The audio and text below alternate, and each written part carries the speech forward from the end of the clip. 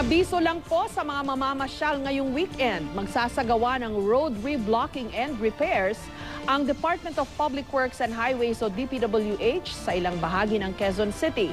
Magsisimula ito bandang alas 10 ng gabi sa C5 Road mula J. Vargas hanggang CJ Caparas Street, Araneta Avenue mula Del Monte hanggang Maria Clara Street, E. Rodriguez Jr. Avenue at C5 sa pagitan ng Mercury at Eastwood Avenue, Fairview Avenue mula Doña Carmen hanggang Winston Street at sa Congressional Avenue mula Mindanao Avenue hanggang April Street.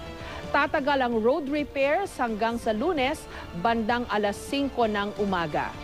Alamin naman natin ang lagay ng traffic sa ilang bahagi ng Metro Manila ngayong Biyernes. Narito po ang live na kuha ng MMDA traffic camera sa Magallanes Skyway.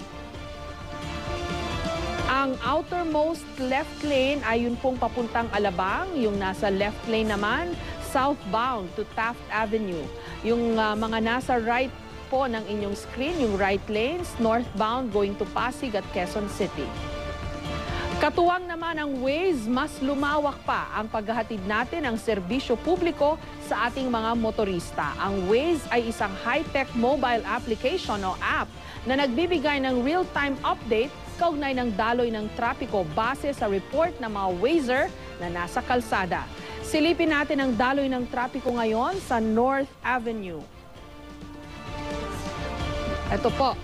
Yung pong arrows paakyat ay yun pong papuntang Caloocan at yung arrows naman na mamaya makikita natin yung mga pababa ay papunta naman ng Caloocan. Sa ngayon, ang maasahan nyo pong speed pag kayo po'y bumabaybay sa North EDSA ay 19 kilometers per hour po lamang.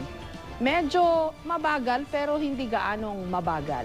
Dumako naman tayo sa EDSA White Plains. Ayan po, yung arrow pong pataas, iyan po ay papuntang Caloocan.